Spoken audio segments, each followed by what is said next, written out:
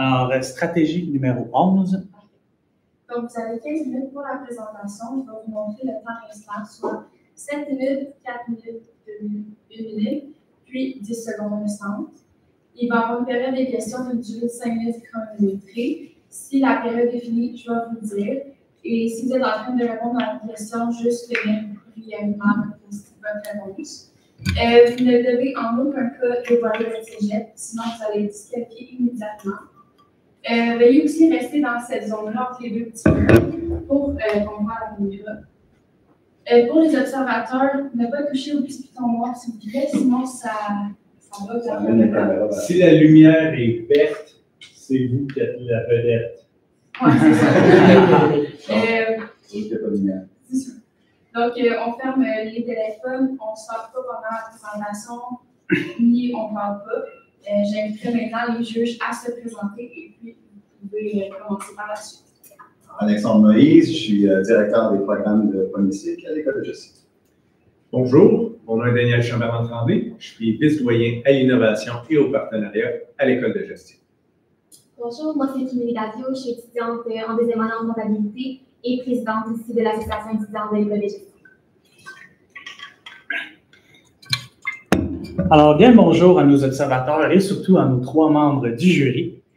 Alors, de ce qu'on a compris, vous êtes arrivés à un cap. Vous êtes arrivés à un cap où est-ce qu'il faut choisir une direction.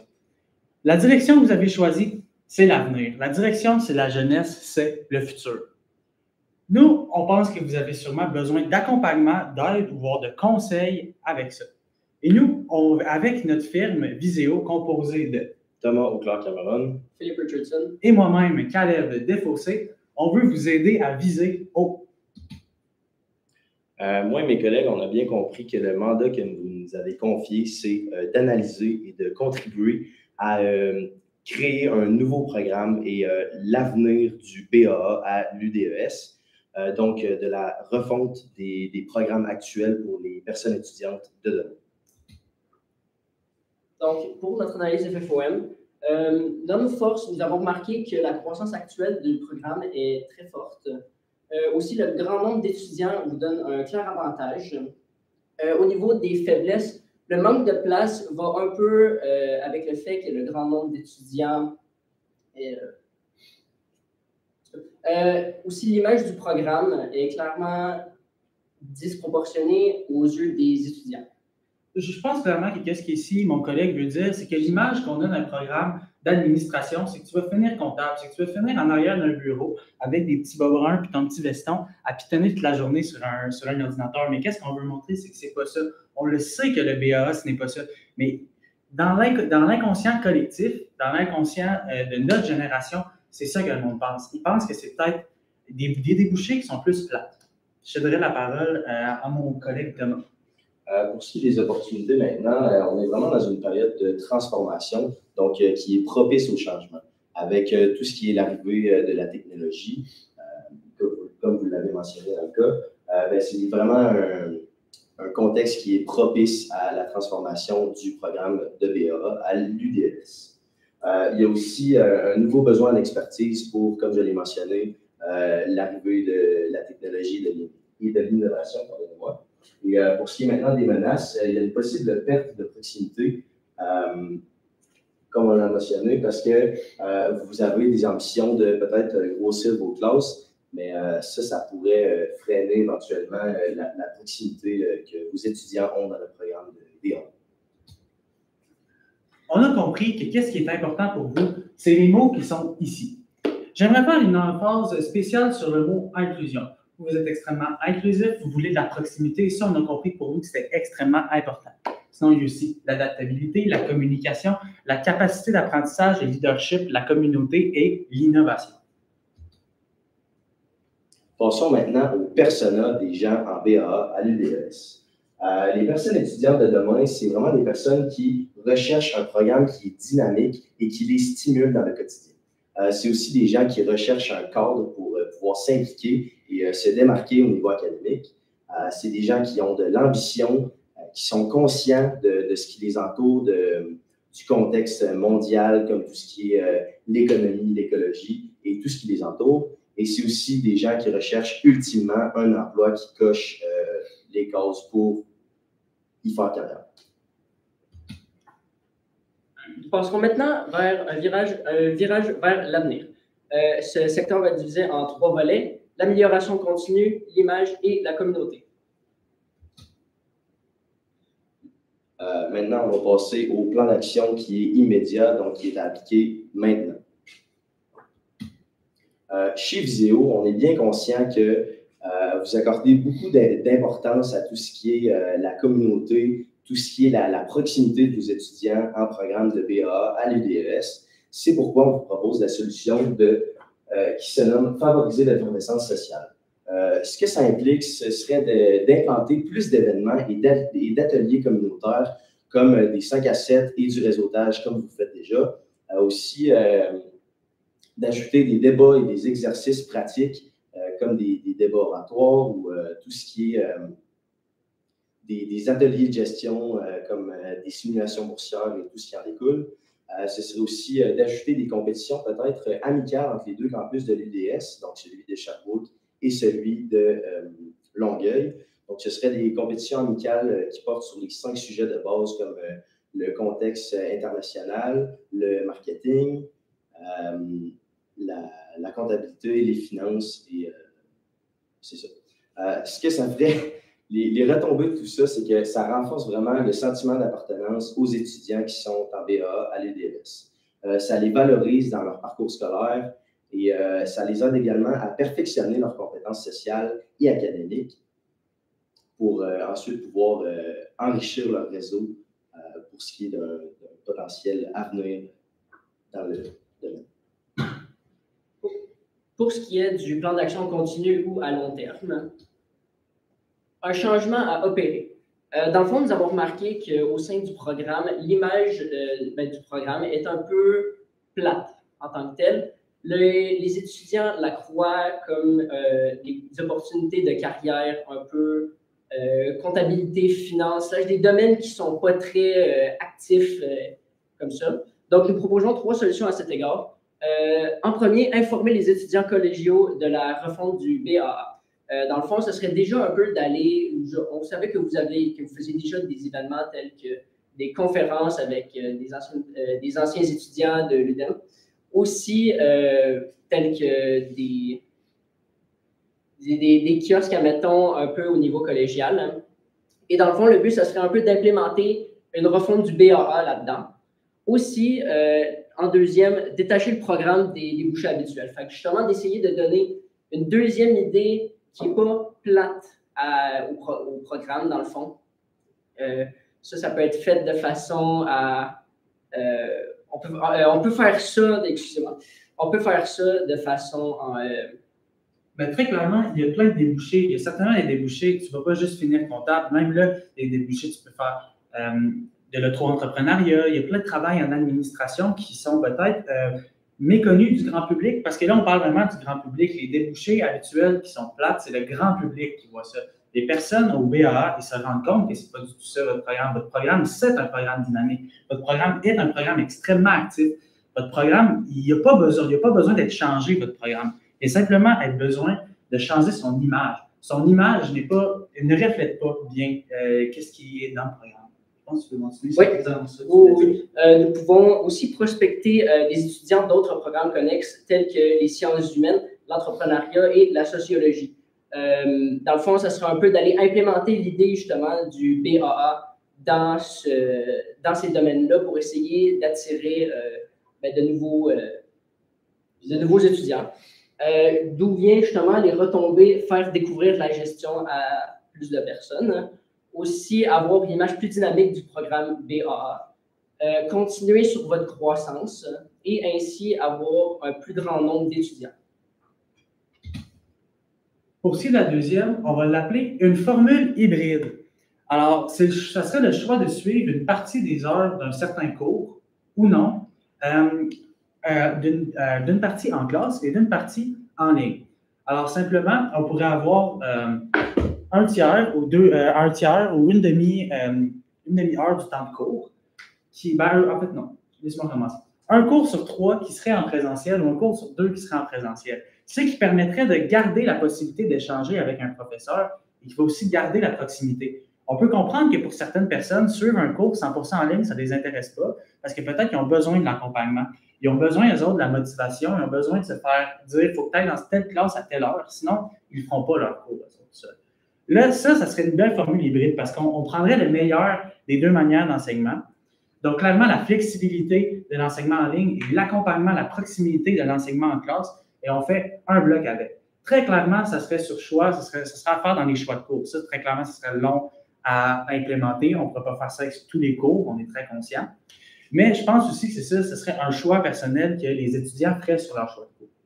Ça, les retombées, ça serait des possibilités de gérer plus de groupes. Si vous avez moins de groupes dans le cégep, si vous avez moins de groupes dans l'université, vous pouvez avoir donc techniquement plus de groupes, plus de personnes. Si vous avez des groupes où le cours se donne en après-midi, mais sur Internet, vous avez clairement des locaux libres. On peut aussi utiliser ces trous-là simplement pour donner plus de flexibilité, que ce soit à vos professeurs, à vos membres du personnel, ou que ce soit aux étudiants. Ensuite, pour ce qui est de la partie de la répartition des efforts, on mettrait pas mal plus l'emphase sur la stratégie d'une formule hybride, puisque c'est vraiment de la gestion et c'est sur le long terme. C'est vraiment quelque chose qui va prendre du temps, on est conscient de ça, mais c'est qu'il faut le faire tranquillement et comme il faut. Par la suite, on mettrait un 25% d'efforts dans la stratégie de changement à opérer, puisque c'est important de faire la promotion du programme BAA de l'UDES.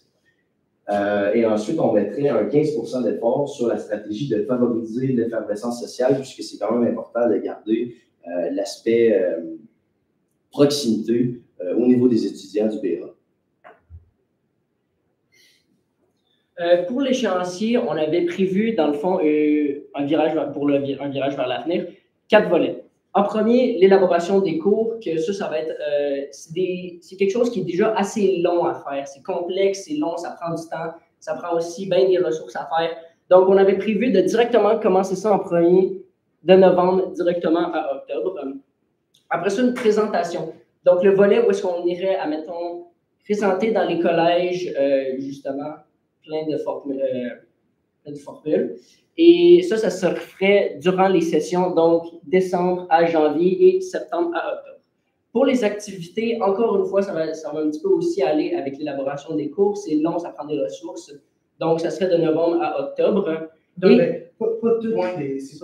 si on voit comme certaines activités peuvent être immédiatement implantées, c'est pour ça qu'on l'a appelé c'est pour ça que c'est notre plan de maintenant, c'est notre plan à court terme. Parce que certaines activités, comme certaines activités de 5 à 7 ou de réseautage, ça peut clairement s'organiser en moins de temps que certaines autres, comme une compétition ou une espèce de débat, une activité de débat oratoire, une activité de résolution de cas. C'est clair que ça va prendre plus de temps, plus de processus. Les activités, notre but pour de commencer en novembre, c'est de commencer avec ce qui est plus simple et d'implémenter petit à petit les choses qui sont plus compliquées. Donc, c'est quelque chose qu'on veut aussi implémenter. On veut que ça reste, on veut que ça devienne récurrent. C'est pour ça qu'on l'a mis sur toute l'année au complet. Je pense qu'il faut continuer sur les compétitions. Oui, dernièrement, pour les compétitions, justement, on parle de compétitions entre les deux campus universitaires. Ça se ferait de janvier à mars et de août à octobre, pour les simples raisons que c'est dans les périodes de temps libre, dans le fond. Les étudiants, ça leur permet de pouvoir rentrer ça dans leurs horaires sans nécessairement déborder dans leur cours. Ça, c'est pour ce qui est, mettons, par exemple, du mars et octobre, parce que c'est pendant les semaines de relâche qu'on appelle. La semaine de lecture, c'est pas vraiment une semaine de relâche. Et donc, le janvier, février, les 2 mois avant, ça serait de la préparation. On n'est pas du tout sur une compétition qui aurait l'ampleur de PLR. On est seulement sur une compétition interne qui serait entre 2 campus, vraiment pour avoir un esprit de compétition et ressortir cet esprit-là qui, je pense, c'est dans notre personnel, se démarquer, compétitionner. S'impliquer, je pense que c'est vraiment important pour eux. Il faut qu'on leur offre des opportunités pour qu'ils puissent s'impliquer. Justement, je vais finir avec le fait que j'espère que notre stratégie vous a plu. J'espère qu'on a mis en compte vraiment vos valeurs et vos points qui vous importaient le plus possible, qu'on les a implémentés dans nos volets. Et j'aimerais juste finir avec Viséo. On vous aide à Viséo. Merci. Avez-vous des questions, des clarifications pour nous?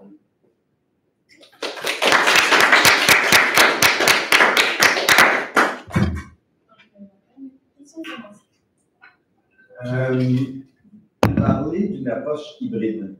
Donc, il y aurait des gens qui pourraient être en classe, des gens qui pourraient être en ligne. Est-ce qu'il y a une limite au nombre de personnes qu'on pourrait avoir en ligne, considérant qu'il y a une limite qu'on peut avoir en classe? Je pense très clairement que oui. Ça, vous avez sûrement des quotas avec les professeurs. Je ne connais pas ces quotas, mais c'est clair qu'aussi, on ferait des classes qui seront uniquement hybrides. Donc, on n'aurait pas un cours où, par exemple, la moitié des étudiants est présente, l'autre moitié est filmée par une caméra. Tout le monde ferait de l'hybride en même temps. Tout le monde aurait un cours en ligne en même temps. Tout le monde aurait un cours présentiel en même temps. Donc, je pense qu'on aurait des cours qui auraient sensiblement le même nombre d'étudiants qu'un cours normal, puisqu'on devrait rentrer tout le monde une fois sur deux dans un cours présentiel. Est-ce que ça répond à votre question? Oui, mais si on a ça, donc on se trouve à être finalement dans une approche comodale, où là, tu as des gens en classe, on aurait une soixantaine de personnes, on aurait peut-être une trentaine en classe, une trentaine en ligne, c'est un peu ça qu'il faut proposer.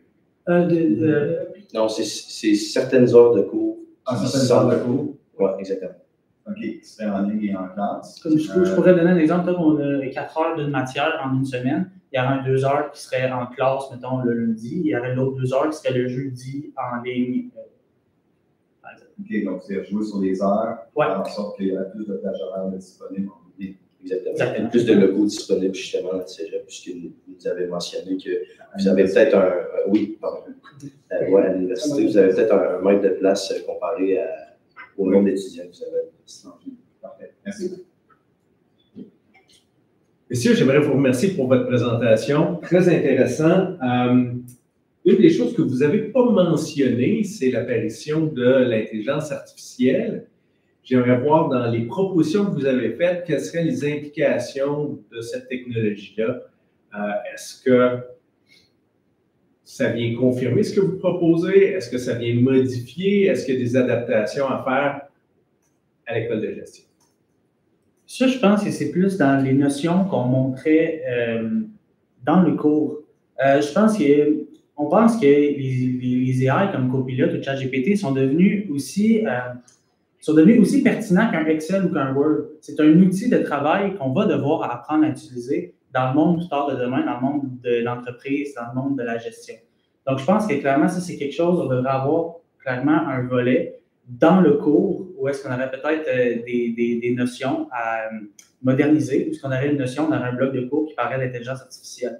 Pourquoi pas peut-être même un cours complet sur l'intelligence artificielle, où est-ce qu'on pourrait aller voir tout ce qui est intégrité par rapport à ça, pas juste simplement comment l'utiliser, mais comment rester intègre, comment l'utiliser sans plagiat, comment l'utiliser en citant ses sources.